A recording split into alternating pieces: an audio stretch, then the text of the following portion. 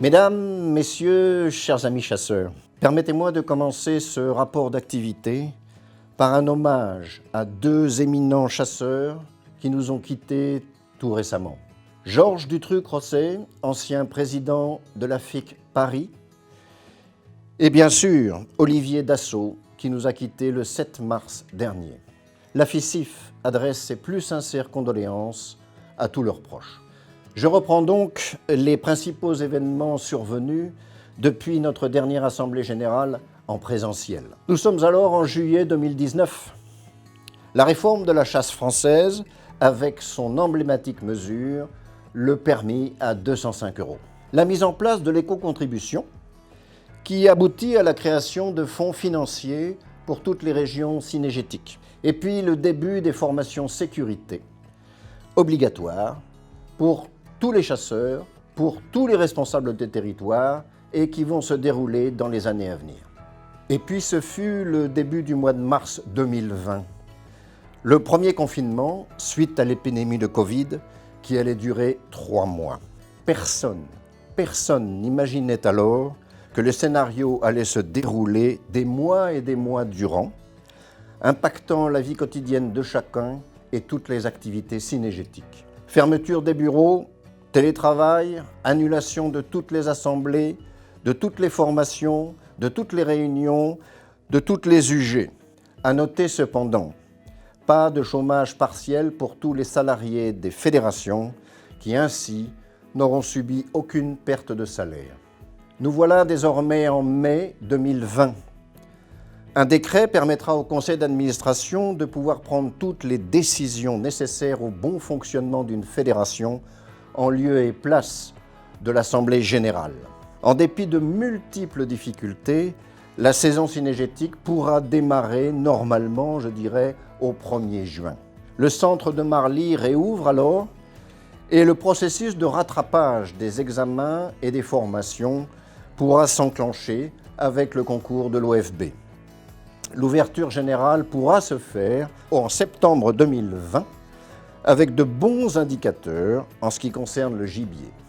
Mais dès le mois d'octobre, c'est le retour à nouveau du confinement. Commence alors une période qui va durer 1 mois d'interminables allers-retours avec nos 4 administrations territoriales.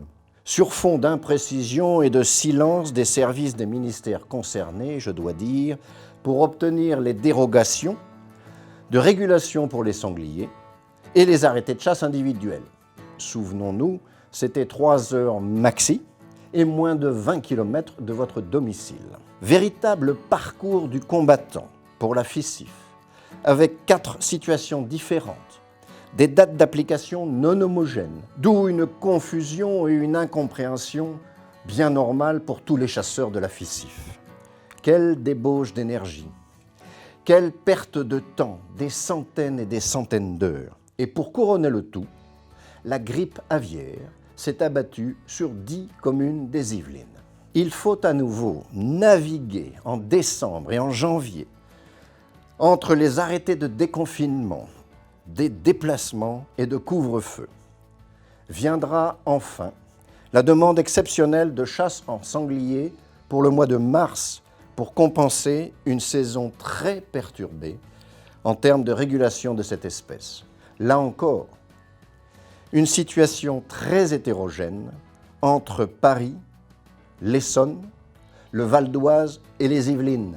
Pourtant, à mon sens, il s'agit du même animal, le sanglier.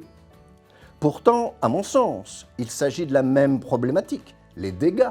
Il est incompréhensible pour les chasseurs de notre fédération de ne pas avoir une même réponse. C'est du simple bon sens. À la fin du mois de mars, on devrait être légèrement au-dessus de l'an dernier en termes de prélèvement de sangliers, c'est-à-dire environ 9600, sans compter bien sûr les tirs des louvetiers et les collisions sur les routes. On constate par ailleurs une réalisation de plans de chasse chevreuil quasiment équivalente à l'an dernier, 75%, et une légère baisse de la réalisation des plans de chasse cerf, biche et JCB, 61% contre 68% l'année dernière. Malgré tout cela, la vie fédérale a continué et je vais vous en donner quelques exemples. Les dossiers éco-contribution ont suivi leur cours. C'est ainsi que la FICIF va conventionner avec les agriculteurs pour environ 150 hectares de CIF, C-I-F-F. Ce sont les contrats d'intérêt faunistique et floristique. La FICIF aura aussi formé 136 classes dans le cadre de l'éducation à la nature. D'ici le 30 juin prochain, l'objectif était de 120 et cela concerne plus de 3500 élèves. Les demandes d'inscription au permis de chasser ont bondi ces derniers temps. Nous étions aux environs de 1300, nous voici rendus à plus de 1700. Nous avons engagé une procédure judiciaire contre le territoire dit Aspas, à Fontenay-Saint-Père, en septembre dernier. En termes de personnel, un nouveau directeur a été recruté, M. Arnaud Stel, venant de la Fédération de Moselle. Il occupera donc les fonctions de directeur général de la FICIF, mais aussi directeur général de la FRC, la Fédération régionale. Il remplace en FICIF Didier Gavins, amené à cesser ses fonctions pour des raisons médicales, après une collaboration de près de 20 ans, dont 7 ans en FICIF.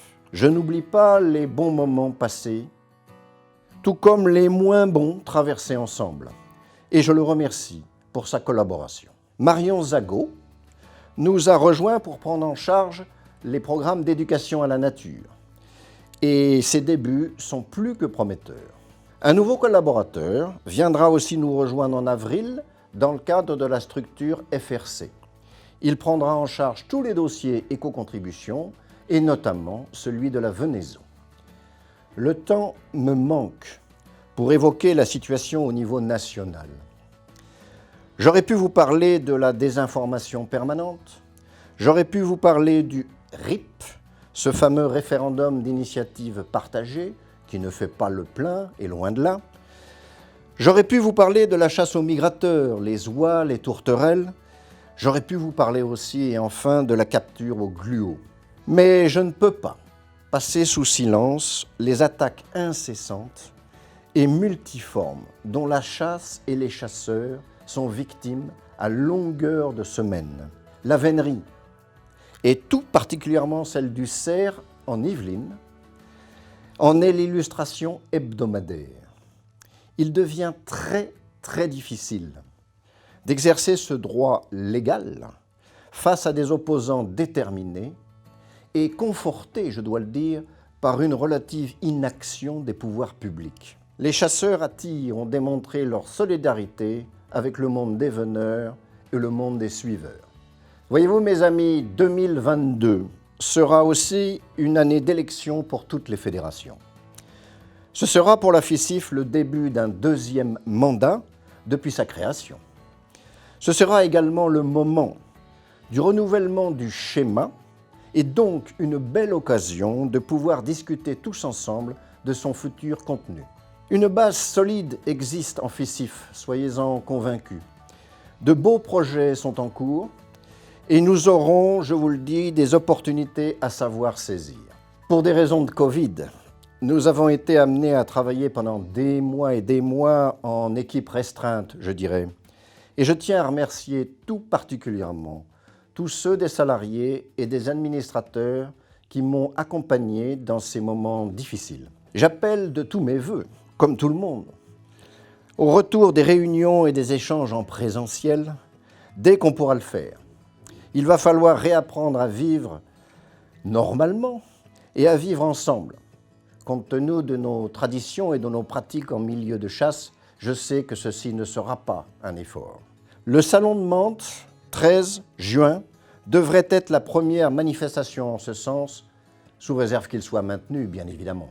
J'envisage aussi de nous retrouver tous ensemble en octobre prochain, sans doute à Rambouillet, pour un grand moment de convivialité tous ensemble. À vous tous, adhérents de la FICIF, à tous les amis chasseurs, aux responsables de territoires et d'associations, à tous les bénévoles sur le terrain, merci beaucoup de votre confiance en le conseil d'administration et en votre président.